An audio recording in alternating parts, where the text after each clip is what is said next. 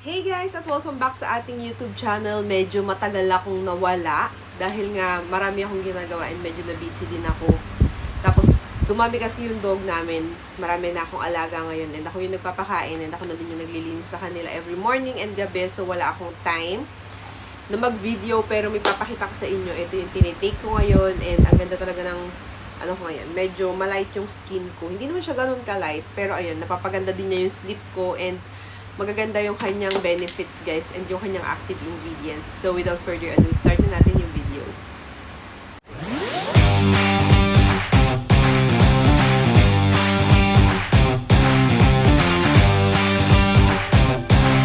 So, guys, eto na nga, hindi ko na i-gatekeep sa inyo kung ano yung tinake ko. Noong una ko siyang tinake, guys, few days, ilang weeks na yung nakakalipas, medyo nag-breakouts ako. Pero normal yun kapag nagtitake kayo ng glutathione.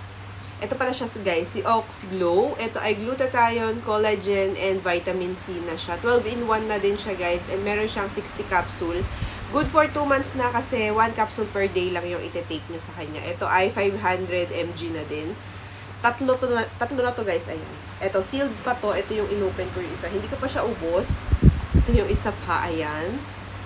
Hindi lang ito yung pag-uusapan natin ngayon, i-open ko din yung parcel na binili ko sa Shopee. Papahapyawan ko lang kayo nito and gagawin ko to ng review kapag naubos ko na yung 3 bottle. So, ayan.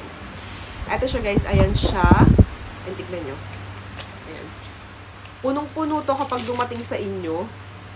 Ayan, ang ganda niya. And yung amoy niya, guys, talaga, alam mo yung amoy nung mga glutathione, ganun talaga yung amoy niya, mabaho. Pero ayan, ayan na lang yung laman niya. Puno to pag napunta sa inyo. And yung bottle nyo, guys, is glass. Ayan. 3 bottle na tong tinitake ko na to, or yung nasa akin na to. So, antayin nyo lang maubos. Gagawin ko siya ng review. Pakita ko din sa inyo yung mga in-order ko pala online. Yung guys, maliban doon, may binili din pala ako sa Shopee. Actually, madami to. Nasa loob yung iba. Pero ito na lang muna kailangan ko yung i-open natin. Ayan. Unahin natin to.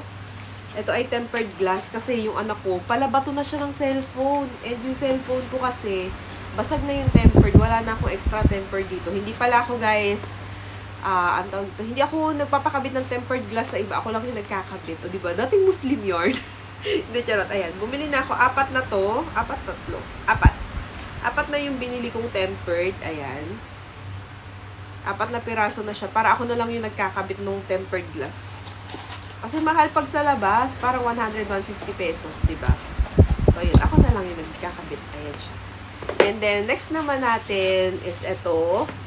Ito, guys, brown out kasi sa amin bukas. Bukas na bukas brown out talaga dito. So, ayan.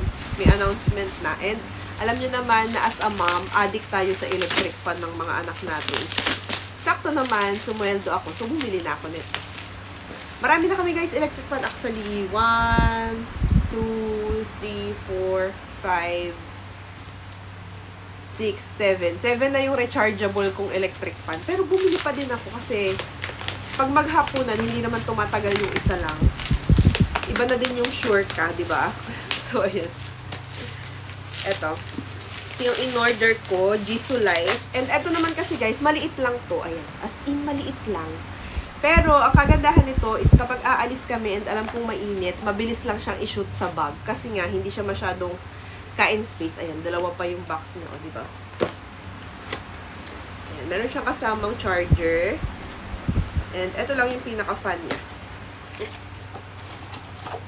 Ayan, ganyan lang siya kaliit, tingnan nyo. Sobrang compact.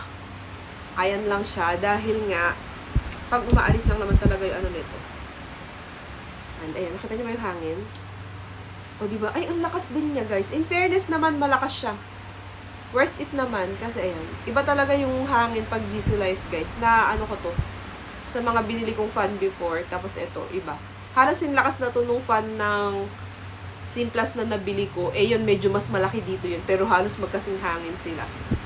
Ayan. Ganda nito, sobrang compact, sobrang dali nitong i-ano. Sobrang dali nitong ilagay sa bag, tapos ayun, may ganyan pa siya bit-bitan or pwede nyo siyang itayo. Papakala ko sa inyo iba. So guys, eto talaga kung bakit ako busy. As you can see, ayan yung mga parcel.